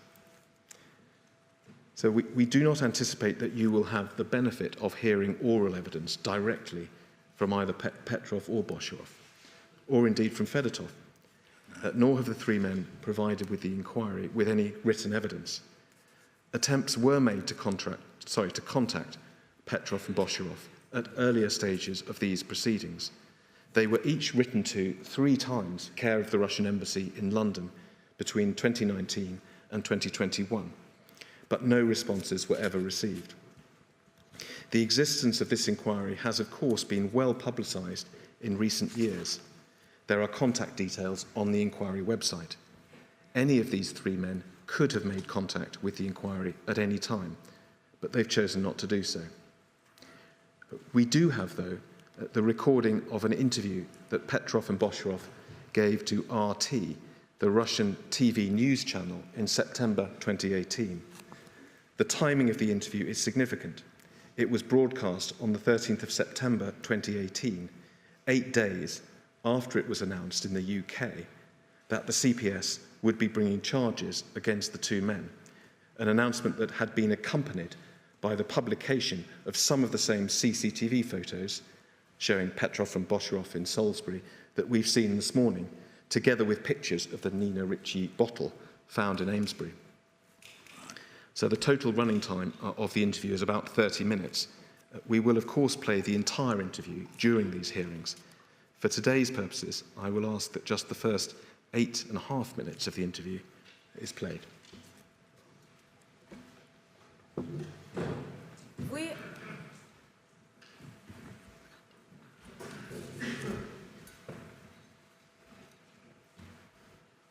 Вы позвонили мне на мобильный телефон и сказали, что вы Руслан Баширов и Александр Петров. Александр Петров и Руслан Баширов. Вы реально похожи на то, что нам показывали из Британии, на те фотографии и на те видео. Вы на самом деле кто? Мы на самом деле те, кого и показывали. Руслан Баширов. Александр Петров. Это ваши настоящие имена? Да. Да, это наши настоящие имена. Но вы даже сейчас, когда об этом говорите, вы вот честно выглядите очень напряженными. А как бы вы выглядели Когда после вашу всего? жизнь такой-то раз и перевернули с ног на голову, просто одним днем и сломали. На этих записях, которые мы видим из Лондона, где вы ходите в этих уже знаменитых пуховиках, кроссовочках, по Солсбери, это вы. Да. Да, это мы. Что вы там делали? Друзья нам давно уже советовали посетить этот прекрасный город. Солсбери. Да, Прекрасный город. да. Это А чем он туристический прекрасен? город. Там есть знаменитый собор, Солсберийский собор. Он знаменит не только во всей Европе, он знаменит, я так думаю, даже во всем мире. Он знаменит своим шпилем 123-метровым, он знаменит своими часами, самыми первыми часами, которые были изобретены в мире, которые до сих пор идут. То есть вы поехали в Солсбери посмотреть на часы? Да нет, но с самого начала мы планировали приехать в Лондон и оторваться, грубо говоря. Это была не бизнес-поездка сейчас. И мы распланировали так, что мы и в Лондоне побываем, и съездим в Солсбери. Естественно, это все должно было быть одним днем. Но когда мы туда прилетели, у нас даже самолет, мы думали, что не с первого раза посадят, потому что в Англии 2 и 3 числа был просто транспортный коллапс. Да, что там транспорт? Там было, как это сказать, снегопад. Настолько мощный, что завалило практически все города. И мы никуда не смогли добраться. По всем телевизорам показывали то, что 2-3 числа железные дороги, они вообще не работали. Автомобильные дороги то же самое. Они были перекрыты полицейскими, перекрыты скорой помощью, и было вообще перекрыто движение. Не было вообще движения никакого. Все поезда, ничто, вообще ничего не ходило. Почему это ничего не показывает? Вы можете описать, ну, может, не поминутно, ну, почасово, ну, или хотя бы сколько вы помните. Вы прилетели в Великобританию. Как вы говорите, оторваться и посмотреть на собор и некие часы в Солсбери. Вы можете описать Что вы делали в Англии? Вы 2 дня там были, правильно? Ну, 3, получается, да. 3 дня. Что вы делали эти 3 дня? Ну, 2 числа мы прилетели в Англию, приехали на вокзал посмотреть расписание, куда мы сможем Мы съездить. вообще-то планировали одним днем съездить. Просто одним днем съездить и посмотреть. Именно в Солсбери. 1 день. Там достаточно, там больше 1 дня делать нечего. Это нормальный туристический... Солсбери, он город нормальный туристический. Хорошо, это я поняла, это вы планировали. По факту, что вы делали? Вы прилетели, там снегопад, туда чего-то не ходит, поезда не ходят. Дальше что? Что вы делали? Нет, мы приехали в Солсбери 3 числа. Пробыли там ровно, наверное, пытались погулять по городу, но так как был город весь полностью завален снегом, нас хватило ровно на полчаса. Да, Мы нету ни одной промокли. фотографии, ни одно СМИ, ни один телеканал не показывает то, что в этот день, 3 числа, в этом городе был коллапс, снежный коллапс. Там невозможно было пройти никуда. Мы вымокли все по колено. То есть вы полчаса погуляли, вымокли и дальше? Естественно, мы ехали, чтобы посетить Стоунхендж, Олд Сарум, собор Девы Марии. Но этого не получилось, потому что там была, ну, как-то по-русски, жижа. Город был в полной жиже. Мы промокли, вернулись на вокзал, и на ближайшей электричке мы уехали обратно. Минут 40 мы провели на вокзале в кафе. Пили кофе, пили горячий кофе, потому что мы вымокли все. И мы максимум провели 3 числа час. Может быть, там, час, да, там час лишним. Потому что это невозможно. И то потому, что электрички ходили с большим разрывом, именно, наверное, из-за транспортного коллапса.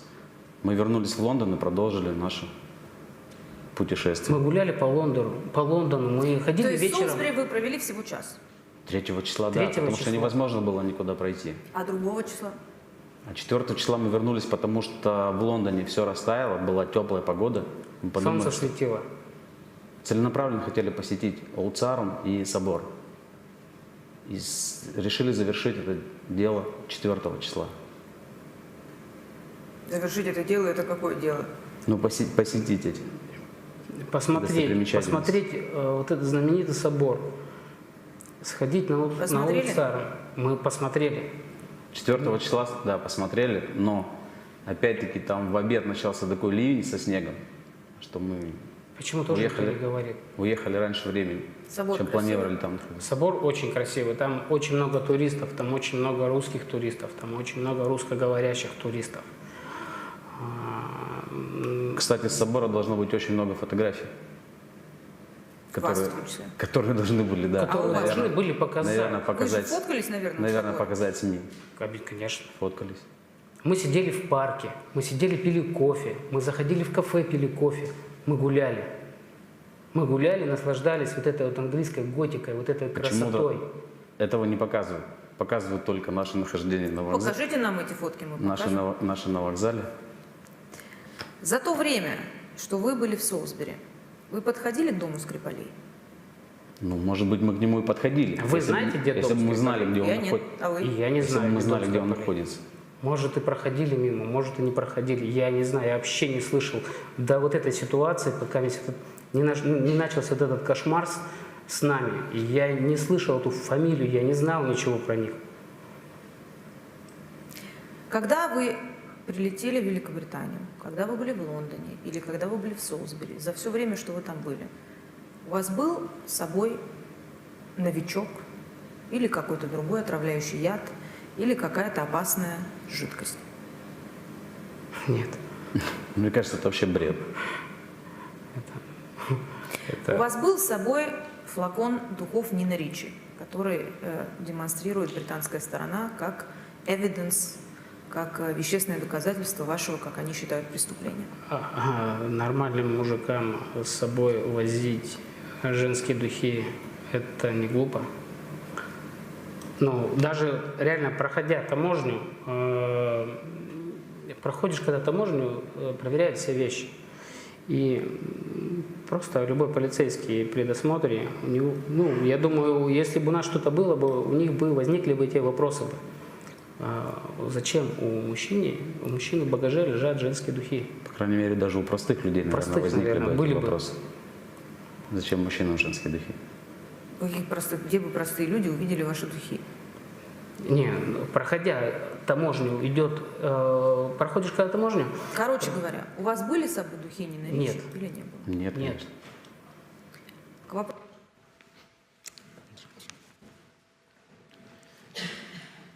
So, detailed factual evidence relating to these three men is not the only open evidence that bears on questions of responsibility for the Skripal poisoning. You will also hear evidence from at least three further sources that you may find helpful in reaching your conclusions on that issue. First, Sergey Skripal himself has expressed his own views on the matter. When interviewed in May 2018, he stated that he believed President Putin was responsible for poisoning him. And if we could have the transcript of his interview, please, it's INQ 0057461. And we can perhaps just see there that the date of the interview is the 15th of May 2018, so 2 months or so after the poisoning. And then if we can go to page 9 of the transcript, I'm going to read a passage starting about a third of the way down. And the police officer says, "Sergey, we've spoken again about what happened on the Sunday, and we've spoken about what happened on the Saturday. And the other question which we asked you yesterday was about why you thought this had happened to you. And just to clarify and summarize, you said that you thought Putin was responsible, that," and Sergey Skripal says, "it's my private opinion."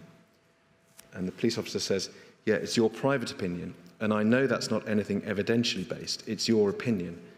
And you explained that you thought he was responsible for it. You thought it may be because they believe you were still actively working for the West." And Sergey Skripal says, "This is number one reason." The police officer says, "And you think it would be the equivalent of, I always get, is it FSB?" And Sergey Skripal says, "FSB." Police officer, "FSB rather than the GRU, because you held a very high position and had a lot of respect within the GRU. And you also have lots of people that are still your friends or associates within that. So you don't think they would have worked to have done this to you?" And Mr. Skripal said, "Yes, absolutely sure." Thank you. That's all I wanted to read from that transcript. But as you know, much more recently, in fact, in the last week or so, Mr. Skripal has provided the inquiry with a further witness statement. That is, if we could have it up, please, INQ 006086.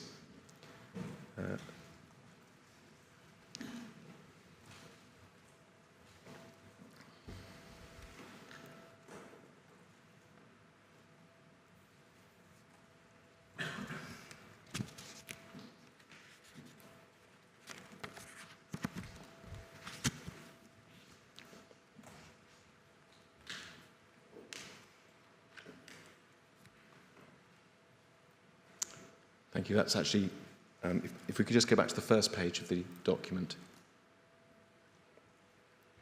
It's possible. That's the first page of the statement. And one of the issues he addresses in that statement, now if we could go forward to page 5, please.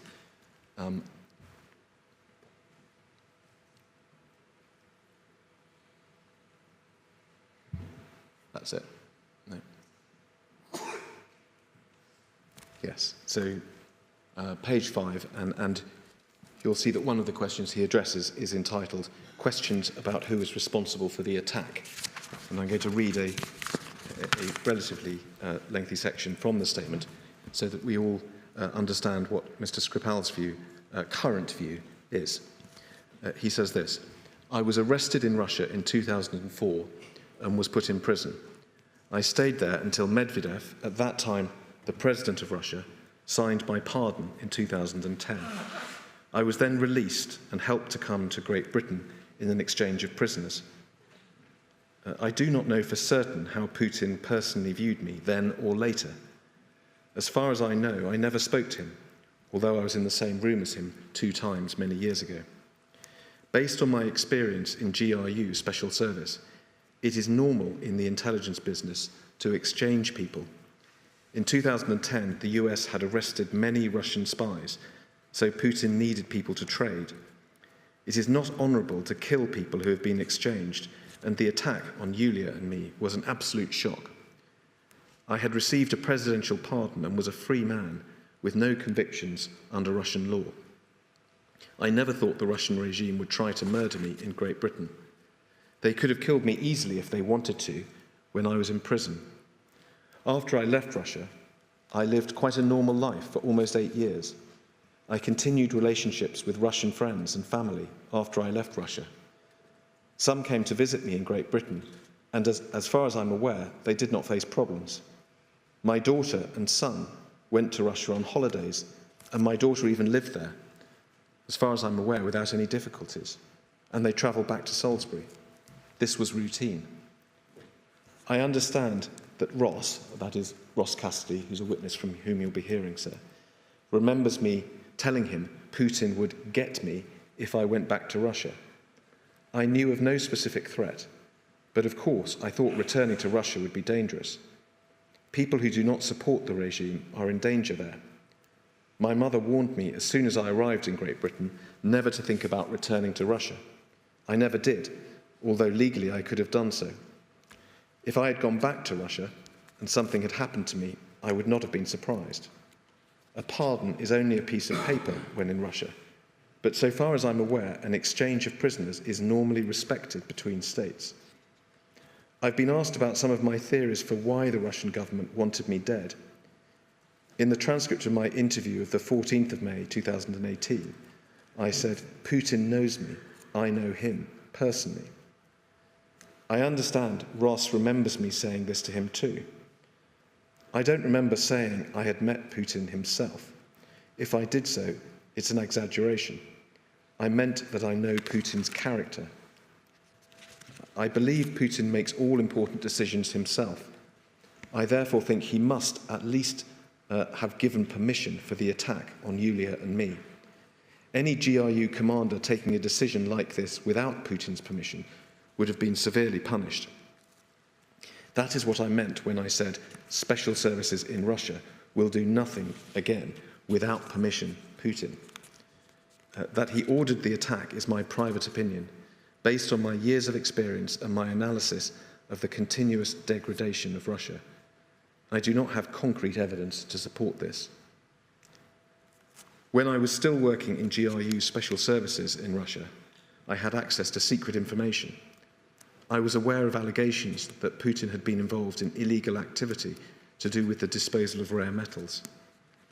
I've always thought poison is a KGB technique because it is not honourable. GRU relations with the KGB and later the FSB were generally bad while I was working in the GRU, and we did not cooperate, so I have not myself seen evidence of the KGB using poison. I have read that Putin is personally very interested in poison and likes reading books about it. I believe I read this somewhere online, although I cannot now remember where. I'm aware of the poisoning of Litvinenko in 2006. I think Yulia was right in principle when she said, if the Russian government want to kill you, they will find a way anywhere.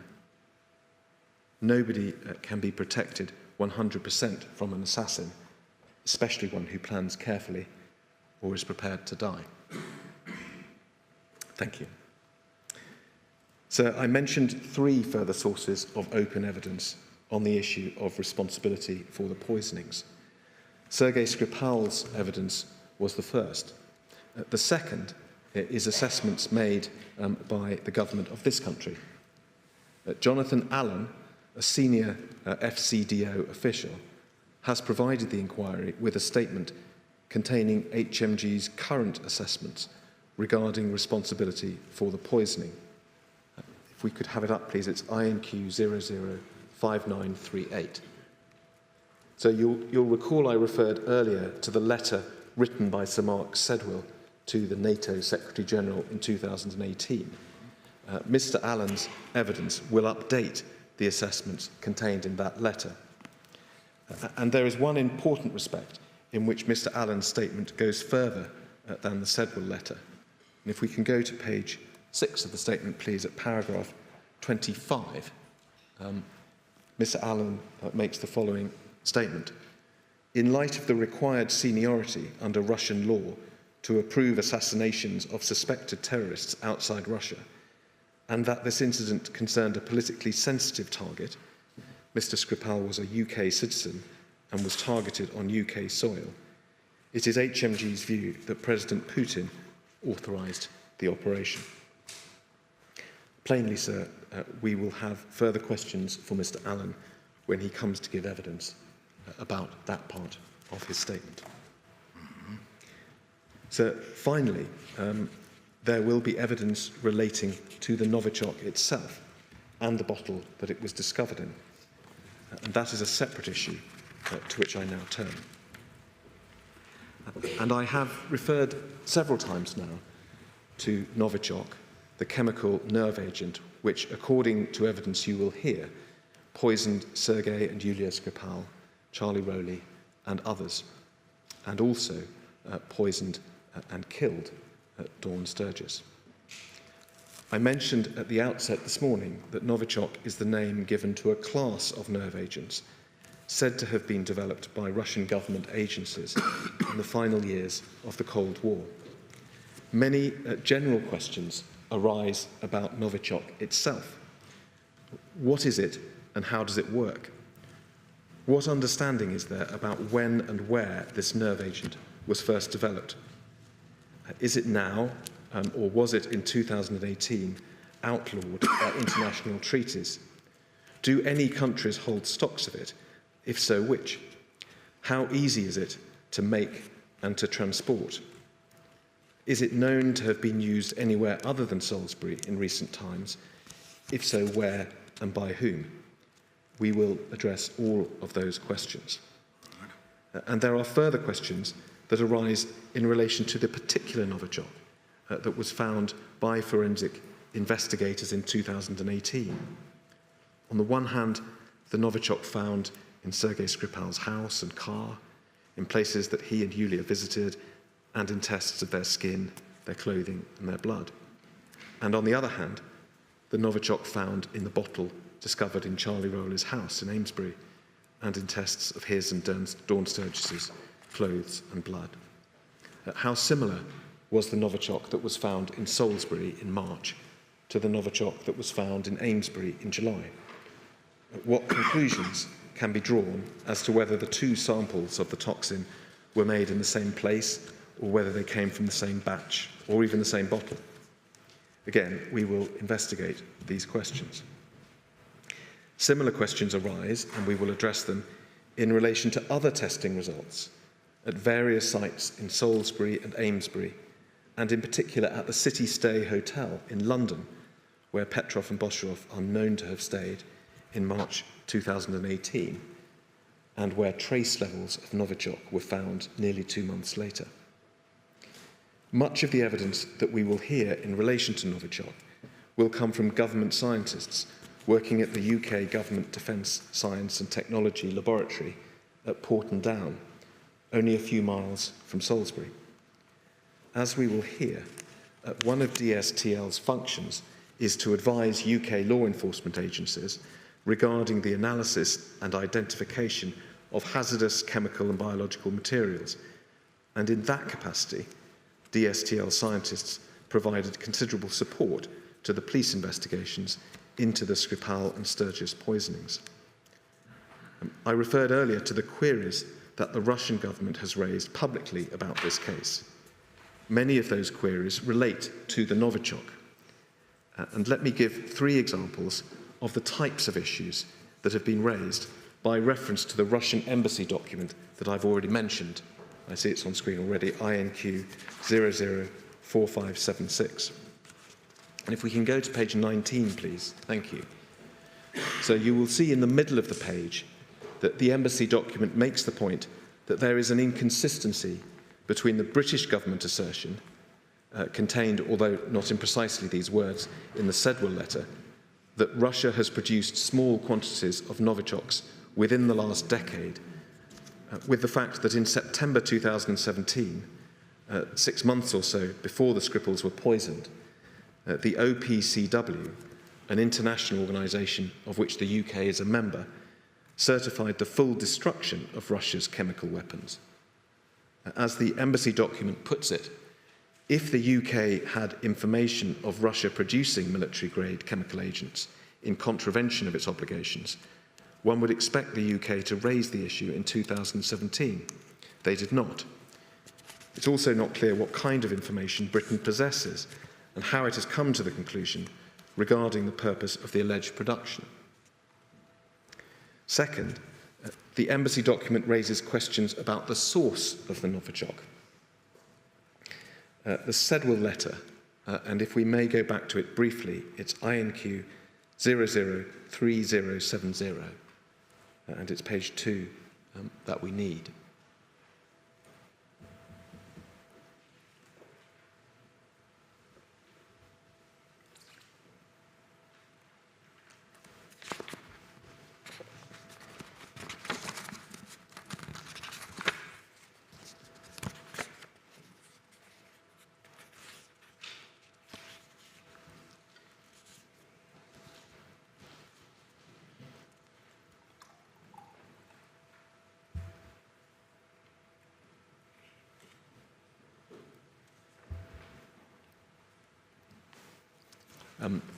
It's page 2 of the Sedwell letter.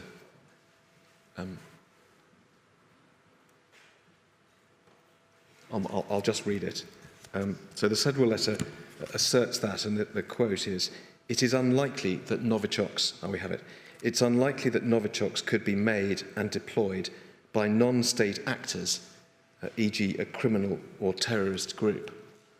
It's the last sentence of the third paragraph there. That's it.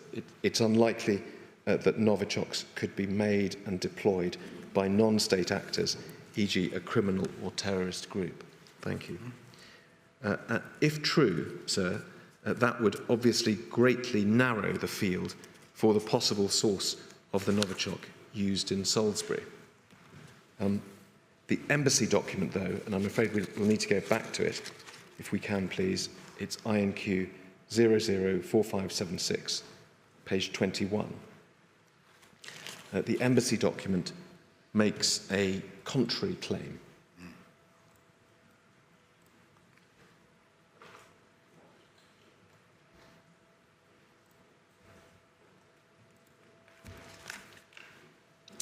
Thank you. About halfway down page 21, there is the assertion, it is safe to say that any modern chemical laboratory is capable of synthesizing Novichok.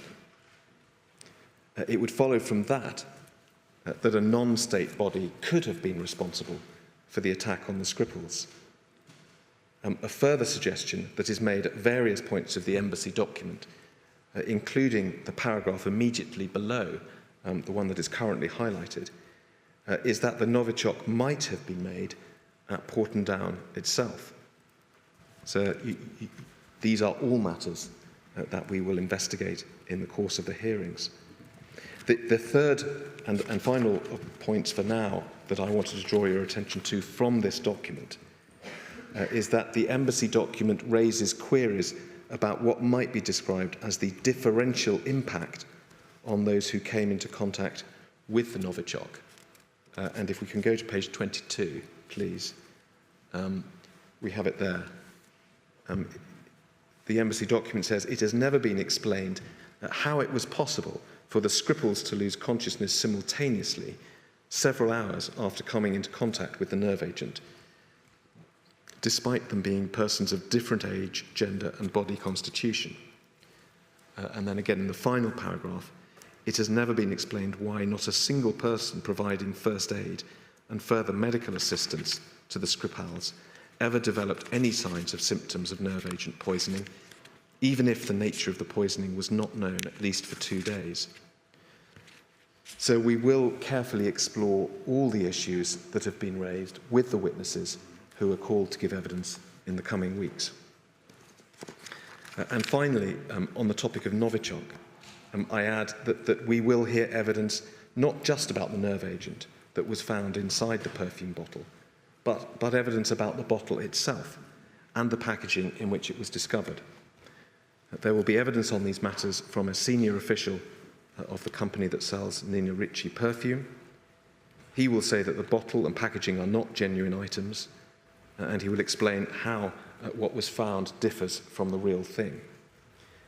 And we will see analysis that was undertaken of the plastic packaging in which Charlie Rowley says he found the bottle, and which, according to him, he cut off at the time he gave the bottle to Dawn on the morning of the 30th of June. I've already mentioned this plastic packaging, sir, and if we could see it one more time, it's INQ 004675, yes. That packaging which was recovered from the Muggleton Road flat. We will hear about testing and analysis that was conducted on this packaging that is relevant, amongst other things, to the question of whether the bottle with which Dawn inadvertently poisoned herself was the very same bottle that had been used earlier that year in Salisbury, or whether it had perhaps been an unused reserve bottle. So I move to the penultimate issue that I wish to address you on this morning. How did the bottle come to be in Dawn Sturgess's possession? If you do conclude, on the evidence you hear, that the bottle Dawn Sturgess held in her hands on the morning of the Saturday, the 30th of June, had been brought to Salisbury some 4 months previously, in early March, by Petrov and Bosharov, then it is also necessary to explore the question of what happened to the bottle in the meantime. How did it end up that Saturday morning being given to Dawn by Charlie Rowley with such tragic consequences? This is important not only because it goes to the sequence of events leading to Dawn's death, but also because it informs one aspect of the final issue that I will come to address this morning, that of whether Dawn's death could or should have been prevented. The question of whether the bottle could or should have been found in the clean-up operation that followed the Skripal poisoning depends, obviously, on where it was and how long it stayed there. It is therefore unfortunate that the evidence that we have on this issue is somewhat sparse. The starting point, of course, is with Charlie Rowley himself, who found the bottle and later gave it to Dawn. Unsurprisingly, in the aftermath of the poisoning, and we will recall that Charlie Rowley himself suffered very serious symptoms, he was asked repeatedly, perhaps even too often, for details of when and where he'd found the bottle. Transcripts of these interviews will be put into evidence. As we will see, Charlie Rowley was not able to provide a clear answer to these questions. He initially said that he had no recollection of when or where he'd found the bottle. He subsequently suggested that he may have picked it up off the street in either Amesbury or Salisbury. And later still, he became confident that he had found it shortly before he gave it to Dawn in a bin in the Brown Street car park, a bin that was used by a charity shop on Catherine Street. So we will explore these various scenarios, and quite possibly others, over the coming weeks. However, as will, I imagine, already be apparent, we are not optimistic that we will arrive at a single convincing explanation. The idea that Charlie Rowley may have found the perfume bottle in a bin is plausible in itself. As we shall hear, Mr. Rowley accepts that he's been in the practice of searching for valuable items in certain bins. And the charity shop bin in the Brown Street car park was one of those that he visited. But there is evidence that those bins were emptied regularly. A bottle left in the bin in early March would certainly not have still been there in June, when Mr. Rowley says he found the bottle. Perhaps Mr. Rowley is wrong, and he removed the bottle from the bin within a day or so of the Skripal poisoning, perhaps even the same day. But that would mean that he had it in his possession for months longer than he remembered, including a time when he moved house. So there are other factual scenarios to consider, and we will explore all of them with the witnesses, including, we hope, Mr. Rowley, over the course of the hearings. So I now come to the final of the issues that I will address you on. I note the time, and I apologise to everyone in the room. I will only be, if you'll permit me, another 5 or 10 minutes. If you're 5 or 10 minutes, Mr. O'Connor, I'd prefer you to finish. Yes. If you're going to be any longer, we're going to have to break. I will confine myself to that time. Right. So the seventh and final issue that I listed earlier is that of whether the poisoning of Dawn Sturgess could or should have been prevented. There are two separate sub-issues that we will consider under this broad heading of preventability. The first of those sub-issues relates to the work of the police and public health agencies in the aftermath of the Skripal poisoning. Should the bottle have been found in the clean-up operation in and around Salisbury in the weeks that followed, the 3rd of March 2018? Plainly, if it had been found and recognised for what it was, then Dawn's death would have been prevented. We will hear evidence that various government agencies were engaged in the clean-up exercise. Consideration was given not just to the general risk posed by known and possible unknown areas of contamination, in particular buildings visited and vehicles used by the Skripals and others who were subsequently contaminated, but also to the specific risk that whatever container had been used to bring the poison to Salisbury might still be in the area, possibly having been discarded in a public space. We must be realistic about what these searches could have been expected to achieve. There was understandable uncertainty as to what, if anything, might be found. And those organising searches also had to take account of the fact that any container that might be found would be highly dangerous, perhaps fatal, to whoever found it. We will hear that protective measures were taken, but this, of course, made the process far more resource-intensive and slow. And as I have mentioned, there is some doubt as to how long the Nina Ricci bottle was in fact available to be found. If, as seems at least possible, Charlie Rowley picked it up within days or even hours of the 3rd of March, there is no sensible possibility that it could have been recovered and made safe by government agencies. There is a further related point. If the authorities were alive to the risk that Novichok might have been discarded in Salisbury, they might, perhaps should, have considered not only conducting reasonable searches for a container, but also alerting the public to this risk and warning them not to pick up any containers or similar objects that weren't theirs. We will examine what, if any, consideration was given to such public health warnings, whether any such warnings were actually given, and whether, in retrospect, this part of the response to the Skripal poisoning could have been improved. The second of the preventability issues is described in the inquiry's provisional list of issues in the following terms: whether the UK authorities took appropriate precautions in early 2018 to protect Mr. Skripal from being attacked. This issue was added to the scope of the investigation by Lady Hallett at the request of the Sturgess family.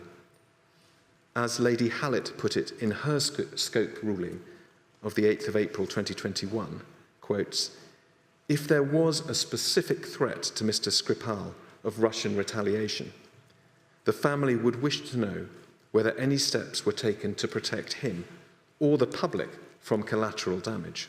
Close quote. Those representing the Sturgess family have submitted that the inquiry's investigation of this issue should include the intelligence service's knowledge, assessment and decision-making concerning the risks to the Skripals, and therefore the public more widely, any protective measures put in place in response, and the adequacy of such steps. We suggest that the actions of other organisations will also have to be considered, for example, counter-terrorism police and Wiltshire Police. Earlier this year, at your direction, the Sturgess family's representatives identified certain questions relating to this issue of protection that they wished Sergey Skripal to address in a further witness statement. Those issues included whether Mr. Skripal was aware of any risk assessment regarding his personal safety having been carried out by the UK authorities, and if so, what it contained.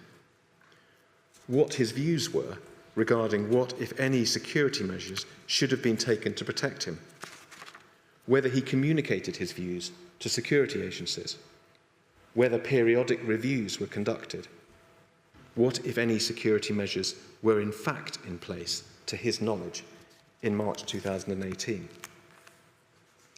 Mr. Skripal has now provided a statement in response. I've already referred to the section of his statement that contains his views on who was responsible for the poisoning. Another part of the same statement addresses at some length his security arrangements prior to the poisoning in March 2018. I will read out the relevant passages.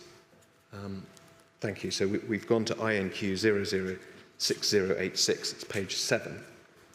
And picking up halfway down under the heading Security Arrangements, paragraph 25, after addressing a suggestion in a newspaper article, which he describes as false or based on a misunderstanding, that he had told people his life was in danger before the attack in 2018, Mr. Skripal states, and I'm picking up the final two sentences of paragraph 25, "My life was normal, and I had no information or warning to support such a comment.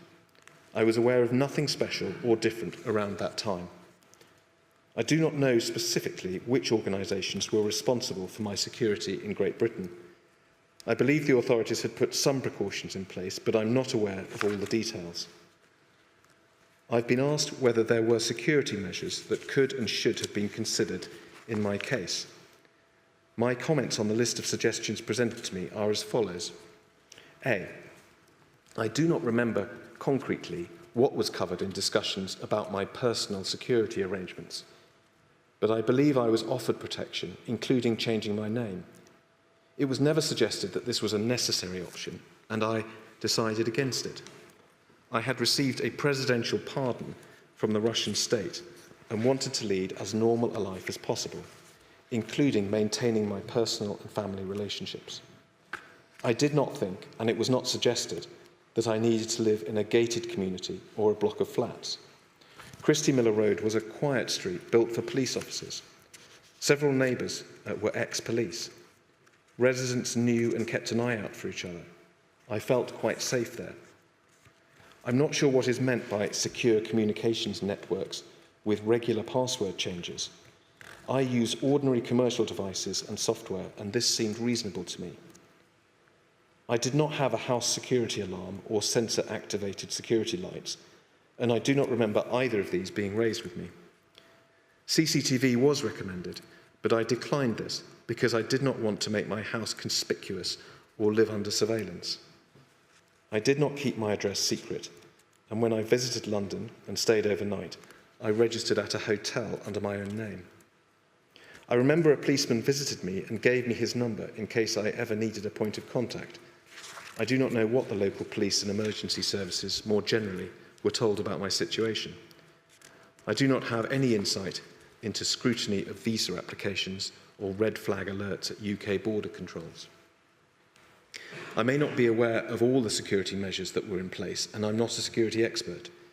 When I received advice about my security, I generally followed it. I do not believe I was shown or made aware of the contents of any risk assessment carried out by the authorities, either at the time I came to Great Britain or later. I don't recall being involved in discussions about a risk assessment specifically, or being aware of any formal periodic reviews. I don't recall proposing any additional security measures. I don't believe it was suggested to me that I posed a risk to the UK community, either generally or in relation to poison or other toxic substances. Thank you. So it is obvious that there is much in what Mr. Skripal has said that goes directly to this preventability issue. That is, whether UK authorities took appropriate precautions in early 2018, both to protect Mr. Skripal from being attacked and also to protect the public from the collateral damage of any such attack. Equally obviously, Mr. Skripal's statement raises further questions that demand an answer. To give just a few, which UK organisation or organisations bore responsibility for his safety? Were risk assessments in fact conducted? If so, were they conducted with sufficient thoroughness and regularity? And what measures did they recommend? Were security measures that were considered necessary put in place? And was it appropriate in all the circumstances to allow Mr. Skripal, as appears to have been the case, to decline certain security measures? These are just a few examples.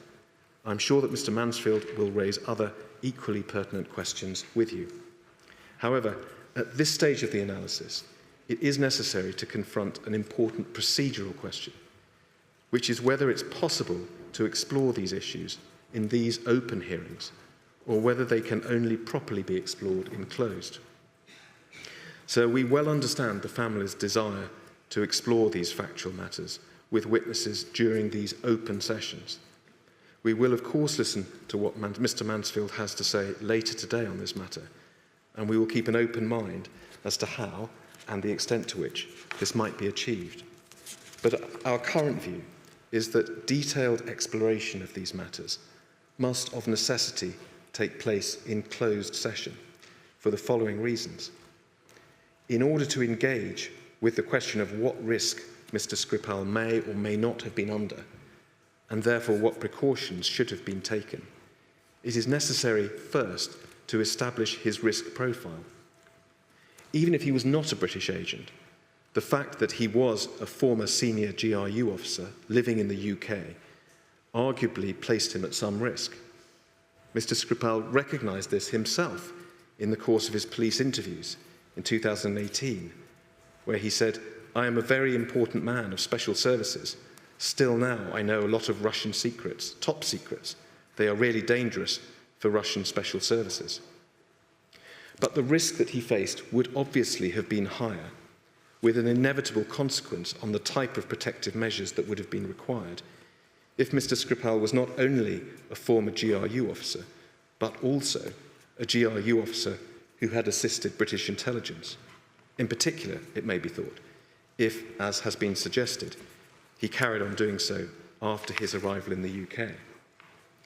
These factual matters are essential building blocks towards understanding Mr. Skripal's risk profile, which, as I've said, has to be established before it's possible to get into questions of whether he was provided with sufficient protection. But the effect of your ruling on NCND, to which I've already referred, is that these factual matters must be addressed only in closed session. That, sir, is our understanding of the difficulty in grappling with detailed factual issues regarding Mr. Skripal's protection in these open sessions. You will no doubt wish to reflect further, having heard from Mr. Mansfield. What I would emphasise, sir, finally, is that this difficulty in no way precludes Dawn Sturgess's family, or any other core participant for that matter, from raising factual questions in open that they consider ought to be addressed in closed. Indeed, we would welcome that, since it will assist us to fulfil what we know to be the Sturgess family's desire, that these issues of protection and preventability are fully explored through a combination of the open and closed hearings that you will hold. So that concludes the introduction to the key factual issues that we will explore in evidence over the coming weeks. There are a few procedural matters that I wish to cover, but in particular in light of the indication you gave a few minutes ago, may I suggest that this would be a good moment to pause for lunch? Yes, well, first of all, we will break now. We'll break until 2:15, please. But it's important that we take all these opening statements this afternoon, so you should all be prepared for us not finishing early this afternoon. All right, 2:15, please, promptly.